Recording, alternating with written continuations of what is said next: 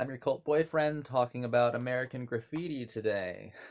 A George Lucas film. A George Lucas masterpiece. I love this film. It's probably one of the most lovable films ever made, but it's also such a deeply sophisticated examination of nostalgia. It's an investigation of mating rituals as performed in hot rods. It's a it's both a celebration and a lament for a very particular kind of American pop culture. It's a love letter to George Lucas's own youth, to three very distinct versions of himself as embodied in Toad, when he was kind of a nerd, freshman in high school, couldn't get any girl. And also, his time kind of wasting time just cruising around, obsessed with cars and with some sort of worthless masculine social status. That'd be this John Milner period. And of course, I think that Richard Dreyfuss's character, Kurt, I mean, apart from Dreyfuss delivering a phenomenal performance in this film, um, I think it's one of the most truthful doubles that a director has ever inserted for himself. I mean, I think that Kurt is very clearly Lucas, much more clearly than Milner or Toad. And it's the least sanitized, and I think it's such an honest insert, an honest self insert that I'm shocked by. There are these little moments, right? Well, it has some of the most beautiful moments in film.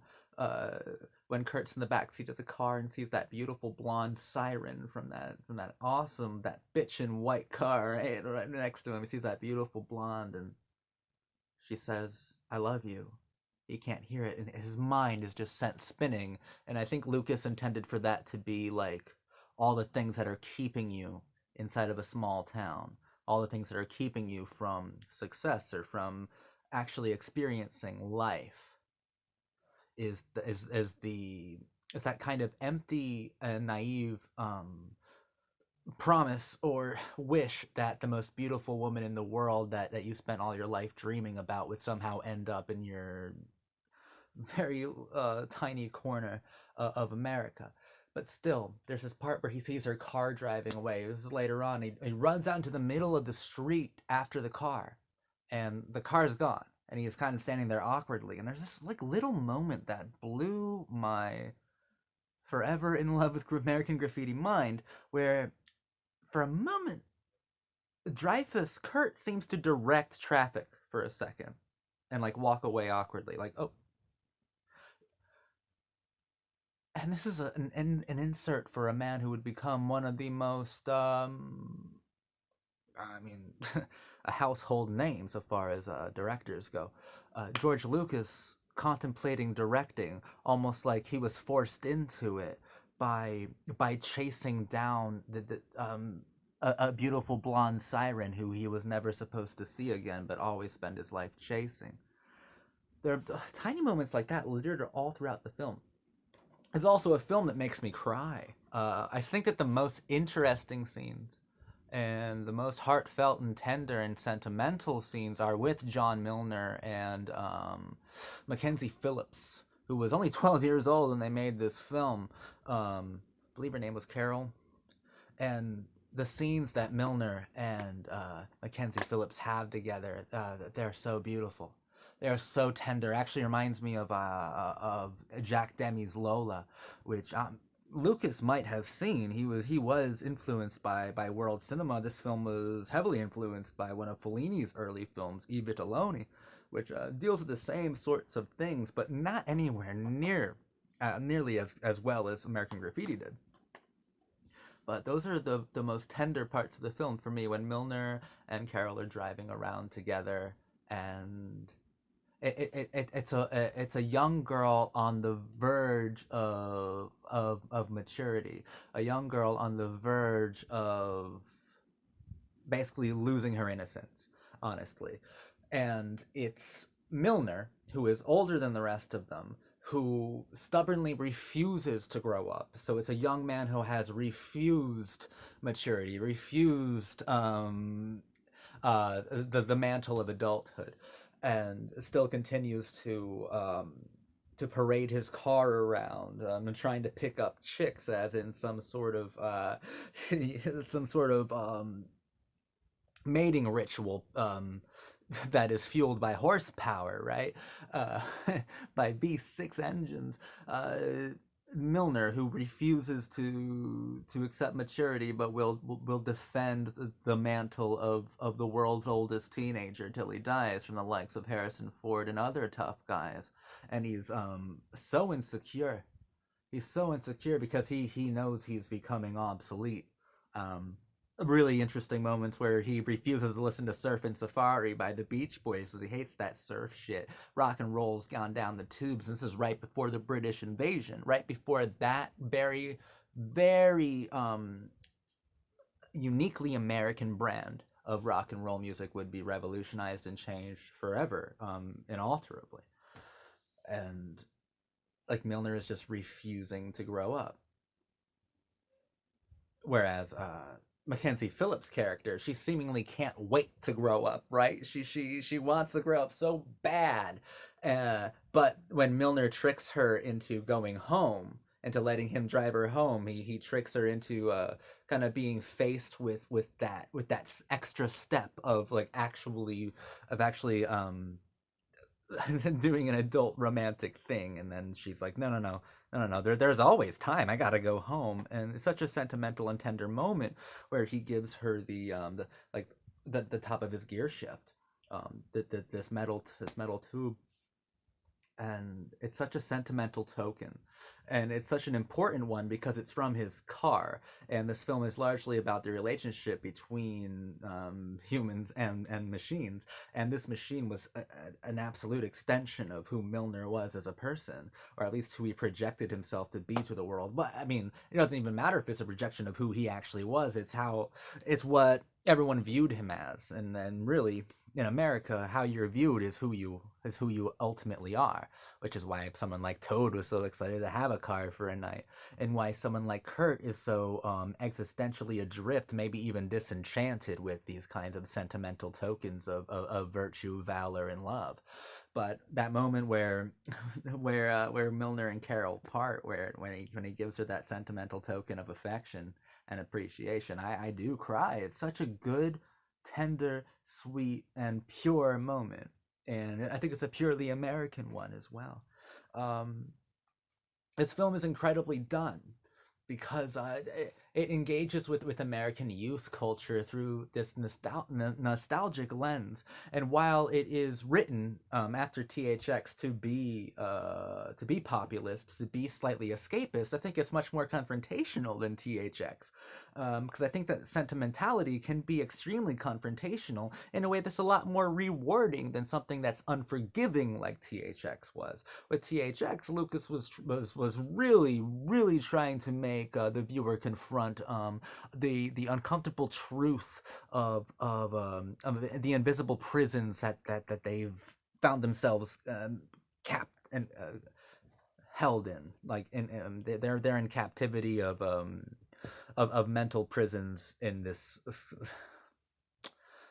this terrible police state. I don't know. THX was a really lacking in the nuance. But I think something like American Graffiti is a lot more confrontational in a much easier way because it makes you confront regrets. It makes you confront youth. It makes you confront the fact that like the part of you that was emblematic, your teenage years, your adolescence, that is now passé. That is now dead. In fact, this is not just a celebration; it's a funeral for times gone by, for the bygone days. That you yourself are an artifact of a very particular time in this an unending, always transforming thing called youth culture. And the youth of the world who actually watch the film, they understand that too. They understand that nostalgia is double edged. Nostalgia is a look back at how things were. But the fact that it's how things were is mournful. And you have to confront the fact that while Americans can be extremely ritualistic, especially young people, those rituals may take on new forms and new shapes and new disguises with new melodies, new bops. But once you change the trappings, once you change the scenery, you ultimately change its effect. You change its flavor, you change its appeal, you change its style. American Graffiti perfectly captures the youth of George Lucas, the heart of George Lucas, that thing inside of him that that no amount of fame I think could alter. I think could even come close to penetrating. Uh, this deeply existentially soulful part of George Lucas that is very sure of himself. Because the film, even though it's nostalgic, its main theme is leaving. Kurt leaves, and it's a good thing. Because you have to leave that small town, because you have to leave it behind. It's not necessarily empty, but you know how every story will end. Because those stories have started and ended for eons in youth culture before you got there. For a film that's about nostalgia and looking back at the past, its main goal is that you leave the past. In fact, I think that George Lucas's film is one of the most sentimentally confrontational films of all time because it's about moving on from it. It invites you to look back, but it urges you to leave it for good. You know, nostalgia is that blonde girl, that beautiful blonde siren in that bitchin' fucking Camaro. It's that beautiful blonde girl who's mouthing that she loves you and driving away. She's that beautiful blonde girl you fantasize about. That's nostalgia. And that's a dream. And it might be a comforting dream, and sometimes dreams are all we have. But George Lucas wants you to leave that. And you have to leave that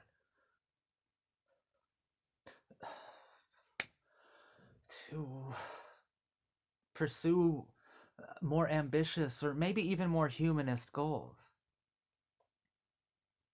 more sophisticated ones. Youth is for youth culture. And once it's passed you by, there's no going back. You can always look back and celebrate certain parts of it, but you always have to leave nostalgia. Always. It's wonderfully filmed. When the fact that he had two different cameramen and no actual DP or like no formal one is brilliant. He also had Haskell Wexler to ask all these cinematography questions about too. I think it looks amazing. Basically everything about this film is flawless. It is an absolute masterpiece, and you can spend easily 30 minutes on every 5 minutes of the film, you know, picking it apart and talking about all the different things that are going on. There are so many mechanisms going on in every scene. It's like a fucking car engine. Like, there's so many moving parts in here, and it's amazing hearing it rev its engine and watching it speed up, and it's great going in for a ride with this film. It's incredible.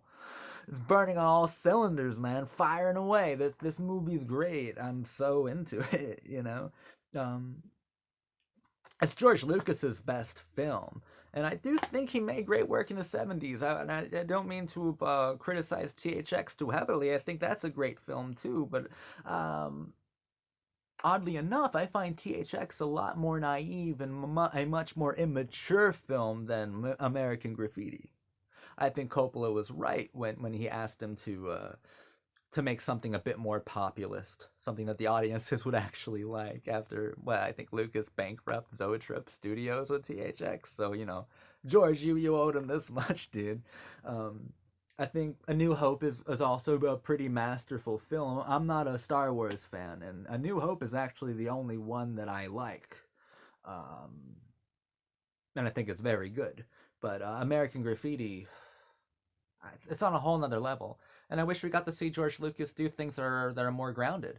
And this also proves that George Lucas has such a deep understanding of romanticism, of cinematic romantics, especially with young people. It proves that he's a master of of the human condition in a way that most people can't come close to approaching or fully comprehending. It's a very visceral film. You can feel the texture of this film, and it feels sleek like a new paint job, but there's something really meaningful to its upholstery. It's something so meaningful to this film, and it makes me cry. It's one of those kinds of movies. It makes me cry, good tears, and it makes me feel comfortable and confident in moving on and trying to move on. I'm perpetually trying to move on. I'm sick of feeling like a Milner. You know what I mean? Um, I feel like a Milner and a Kurt most of the time. I mean, I'm Milner's a bit it's a bit self flattery. I think we're mostly Kurt's in the world. I think it's a fantastic film, and I think it's composed remarkably, and I think it at least when George was making American Graffiti, he was a master, and no one can argue against that.